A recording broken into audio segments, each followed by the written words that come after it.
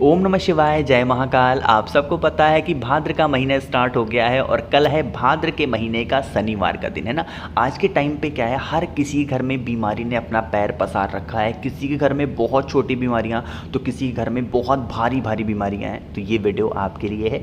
पूज्य गुरु जी की कथा से सुन के बहुत अच्छे से आपको बताऊँगा कि कैसे करना है इस उपाय को। बस कुछ नहीं लेना है, आपको लेना होगा इत्र। छोटा सा उपाय करिएगा, जितनी भी बीमारियाँ आपके घर की होंगी ना, वो धीरे धीरे करके ख़त्म ज़रूर होंगी। ठीक है, तो इस पूरी वीडियो में हम लोग इत्र से करने वाले 4 बहुत ही सुंदर से उपाय की बात करेंगे, जो कि आपको अपने लिए तो आप कर ही सकते हैं, साथ ही साथ अपने परिवार को भी निरोगी बना सकते हैं ना। चलो अब समझते हैं इस पहले उपाय को कि बीमारी को दूर करोगे कैसे। देखो आज के टाइम पे क्या है ना कि हमारी जो बहनें हैं, जो मेरे भाई लोग हैं, क्या है, उनके बॉडी में कहीं ना कहीं पेन ज़रूर होता है। चाहे कहीं कमर दर्द हो रहा है, सर दर्द हो रहा है, हाथों में दर्द है, कहीं चल के आए तो पैर घुटनों में दर्द हो रहा है। तो आपको क्या करना है, ऐसे लेना होगा इत्र। मैं क्या बोल रहा हूँ, इत्र। मैंने क्या बोला, इत्र। परफ्यूम नहीं बोल रहा हूँ मैं, जो कोबरा पता नहीं फॉक्स होगा आता है वो नहीं लेना। ऐसे पूजा पाठ वाला इत्र लेना।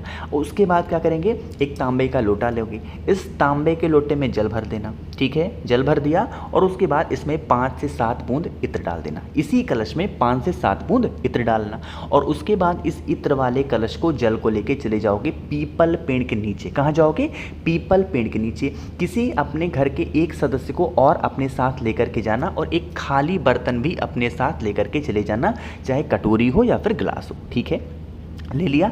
अब आपको क्या करना है, अपने हाथों में लेकर के पीपल पेड़ के ऊपर आपको समर्पित करना होगा। कौन से महादेव का नाम लेके, पिपलेश्वर महादेव के नाम से उस इत्र वाले जल को पीपल पेड़ पे समर्पित करना। जब समर्पित करोगे ना, पीपल पेड़ की जो छाल होगी उससे होता हुआ जो जल होगा नीचे गिरने लगेगा। तो जिस इंसान को आप अपने साथ लेकर गए हो ना, उसने जो कटोरी ले रखी है हाथ में, इस जल को थोड़ा सा रोक लेना। इत्र वाले जल को चढ़ाने के बाद थोड़ा सा रोक लेना। ठीक है, रोकने के बाद इस जल को लेकर के कहाँ चले जाना, आप अपने घर पे जाना। जो भी व्यक्ति बीमार है या फिर जिस भी आपके बॉडी के जिस भी पार्ट में आपको पेन होता है, दर्द होता है, चाहे सर दर्द हो रहा हो, हाथ में दर्द है, कमर में दर्द है, पैर में दर्द है, कहीं पर भी पेन है ना, तो रात में जब आप सोने के लिए बेड पे जाएं, ठीक है, तो जो जल आप रोक करके लेके आए हैं वहाँ उसको अपने पास रखें और जिस भी बॉडी पार्ट में आपके पेन हो रहा है, दर्द हो रहा है, सोते समय आपको अवधूतेश्वर महादेव, कौन से महादेव, अवधूतेश्वर महादेव के नाम से जिस जगह पे दर्द होता है वहाँ पे उस जल को लगाना स्टार्ट कर दीजिए।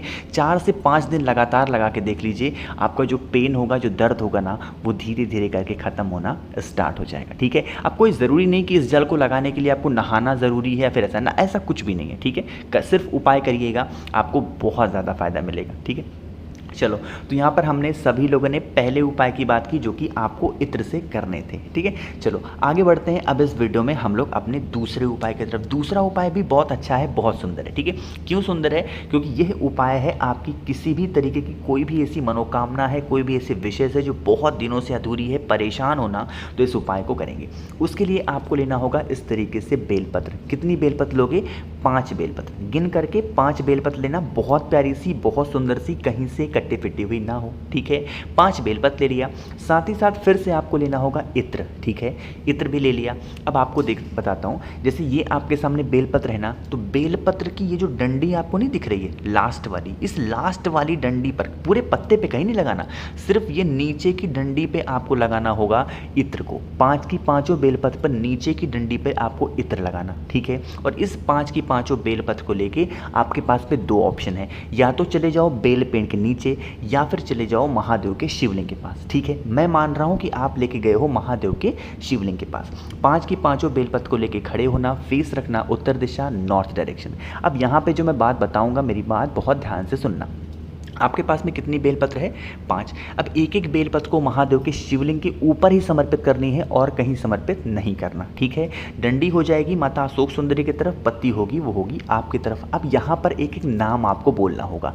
जैसे जो पहली बेलपत्र आप समर्पित करोगे महादेव के शिवलिंग के ऊपर, वो महादेव का ही नाम लेके, यानी भगवान शंकर का स्मरण करते हुए समर्पित करना। ठीक है, जो दूसरी बेलपत्र आप समर्पित करोगे वो सबसे विघ्नहर्ता, सबसे सर्वप्रथम पूजनीय देवता भगवान गणेश का नाम लेकर करके दूसरी बेलपत्र समर्पित कर दोगे। ठीक है, दूसरी हो गई।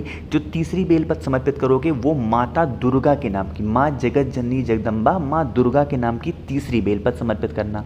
जो चौथी बेलपत्र समर्पित करोगे वह समर्पित करोगे भगवान विष्णु के नाम की। किसके नाम की? भगवान विष्णु के नाम की। और जो पांचवी बेलपत्र समर्पित करोगे वह समर्पित करोगे भगवान सूर्य के नाम की। किसके नाम की? भगवान सूर्य। तो ये 5 देवता का नाम लेकर के 5 बेलपत्र जो भी व्यक्ति अपनी कामना कहते हुए समर्पित कर देता है, उसके जीवन में जो भी ग्रह क्लेश होते हैं, जो भी ग्रह परेशान करते हैं, जीवन के जो भी कष्ट होते हैं ना, वो धीरे धीरे करके खत्म हो जाते हैं। ये जो मैंने 5 देवता के नाम लिए ना, अगर मेरी बात आपने ध्यान से सुनी होगी तो ये कौन से देवता माने जाते हैं? यही होते हैं आपके शिव पंचायत। कौन होते हैं? शिव पंचायत। तो जो भी व्यक्ति शिव पंचायत का नाम लेके 5 बेलपत्र इत्र लगा करके डंडी में चढ़ा देता है, उसकी सारी इच्छाएं पूरी ज़रूर होती हैं। ठीक है, समझ में आई बात? चलो, तो 2 उपाय की तो बात हो गई है। आगे बढ़ते हैं इस वीडियो में। अब हम लोग अपने तीसरे उपाय की तरफ। तीसरा उपाय भी आपको इत्र से ही करना है, लेकिन कैसे करना है, उसके क्या फ़ायदे हैं, उससे पहले एक छोटा सा काम जो मैं आपसे हमेशा कहता हूँ, और वो है वीडियो को करेंगे लाइक। जितने भी भाई बहन मेरी आवाज़ पहली बार सुन रहे हैं तो चैनल को सब्सक्राइब करिएगा। ठीक है, तो उसके लिए आपको लेना होगा एक बेलपत्र जो कि बहुत प्यारी सी, कहीं से कटी फिटी हुई नहीं होनी चाहिए। ठीक है, ले लिया। आगे बढ़ते हैं। फिर हमें लेना होगा इस तरीके से पीला चंदन। ठीक है, अब वो पीले चंदन का आपको अष्टगंध के फॉर्म में लेना हो तो वो ले सकते हो, जो प्योर पीला चंदन आता है तो वो भी ले सकते हैं। ठीक है, तो यहाँ पर पीला चंदन हो गया। साथ ही साथ फिर आपको लेना होगा लाल चंदन भी। चाहे आप पीला चंदन लो या लाल चंदन लो, सभी को आपको थोड़ा सा पानी डाल के घिसना ज़रूर है। जितना रगड़ोगे, जितना घिसोगे, चंदन का महत्व उतना ज़्यादा बढ़ेगा। ठीक है, देखो मैं बार बार ठीक है बोलता हूँ, तो अब ये सुधर नहीं सकता क्योंकि अब ये मेरी हैबिट बन चुकी है। ठीक है, क्योंकि मैं ऐसे समझाता हूँ तो मैं सब फील करके समझाता हूँ कि आप मेरे सामने बैठो, कहीं पर लिखा नहीं है सारी चीज़ें, कुछ भी जो भी मन में आ रहा है बस बोल रहा हूँ। ठीक है चलो, तो यहाँ पर जो बड़ी वाली पत्ती होगी ना, इस बड़ी वाली पत्ती पर आपको लगाना होगा लाल चंदन। ठीक है, अच्छे तरीके से लगाना, जो कि कहीं से आपको हरा वाला जो पोर्शन ना वो दिखना नहीं चाहिए। ठीक है, लगा दिया। अब ये जो आपके पास में नीचे की दोनों पत्तियां हैं ना, इन नीचे की दोनों पत्तियों पे आपको लगाना होगा पीला चंदन। ऊपर लाल चंदन और नीचे की दोनों पत्तियों पे पीला चंदन। बाकी की जो बची हुई ये जो लाइन जहाँ पर मैं ब्लू कलर से पेंट कर रहा हूँ, इस जगह पे आपको इत्र लगा लो या फिर शहद लगा लो। क्या लगाना है? या फिर इत्र लगा सकते हो तो भी ठीक है, इत्र नहीं हो तो शहद भी लगा सकते हो। यहाँ पे लगा लिया और उसके बाद ऐसे का ऐसा ही बेलपत्र लेकर के पहुंच जाना महादेव के शिवलिंग के पास। फेस रखना उत्तर दिशा, नॉर्थ डायरेक्शन। हम सबको पता है महादेव का पूरा परिवार शिवलिंग पे ही विराजमान है, और ये जो जगह होती है ये है माता अशोक सुंदरी का स्थान। तो इसी जगह पे आपको उल्टा, जिस साइड में चंदन इत्र लगा हुआ है उसको शिवलिंग पे टच होना है, वो आपको रख देना होगा और आपकी जो भी कामना होगी महादेव से कह देना। उसके बाद आपकी इच्छा हो तो एक लोटा शुद्ध जल तांबे के लोटे से समर्पित आप कर सकते हैं। ठीक है, जो भी व्यक्ति इस तरीके से उपाय को करता है उसकी जो विशेष होती है माता अशोक सुंदरी पूरी ज़रूर करती हैं। ठीक है, समझ में आई बात? चलो, तो यहाँ पर हम सभी लोगों ने 3 उपाय की बात की। अब जो मैं आपको उपाय बताने जा रहा हूँ ना, बहुत प्यारा सा, बहुत ही सुंदर सा उपाय है, और यह उपाय भी इत्र से ही करना है, चौथा उपाय। लेकिन उससे पहले बता दूँ कि आप लोगों में से जितने भी भाई बहन ना मुझसे फ़ोन पर बातें करना चाहते हैं, मैसेज पर बातें करना चाहते हैं, तो आप मुझे इंस्टाग्राम या फिर फेसबुक पे सेम ID से द नेचुरल प्लैनेट 108 सर्च करके वहाँ पे बातें कर सकते हैं, है ना। चलो, अब समझते हैं इस उपाय के फ़ायदे। सारे जीवन के जो भी कष्ट होंगे ना, बहुत परेशान हो गए, सारे व्रत कर लिए, सारे उपाय कर लिए, लेकिन फ़ायदा नहीं करना ना, तो इस तरीके से करके देखना। देखो, इस बार आपको 3 लोटा जल चढ़ाना है। कितने लोटा? 3 लोटा जल चढ़ाना है, लेकिन थोड़ा सा नियम बदल के 3 बार में चढ़ाओगे। जैसे 1 लोटा लेना तांबे का, इसमें जल भर लेना अपने घर से, और इस जल को महादेव के शिवलिंग के ऊपर पहले सादा जल समर्पित कर देना, श्री शिवाय नमस्तुभ्यम का ध्यान करते हुए। ठीक है, समर्पित कर दिया पहला जल। अब जब दूसरा जल, फिर उसी टाइम पे दूसरा जल भी समर्पित करना, फिर से इस तांबे के लोटे में जल भरना, और इस बार जो जल भरोगे फिर आपको इस जल को सुगंधित करना है। सुगंधित कैसे कर पाओगे? आपको इसमें 4 से 5 बूंद इत्र डालना है। क्या डाल दोगे? इस जल में 4 से 5 बूंद इत्र डालना, और उसके बाद इस इत्र वाले जल को फेस रखना उत्तर दिशा, नॉर्थ डायरेक्शन, और महादेव के शिवलिंग के ऊपर श्री शिवाय नमस्तुभ्यम का स्मरण करते हुए समर्पित कर देना। ठीक है, 2 लोटा जल समर्पित हो गया। अब तीसरा लोटा भी जल आपको समर्पित करना होगा, इसका भी एक अलग नियम है। ठीक है, फिर से जल भरना इस तांबे के लोटे में, जल भर लिया।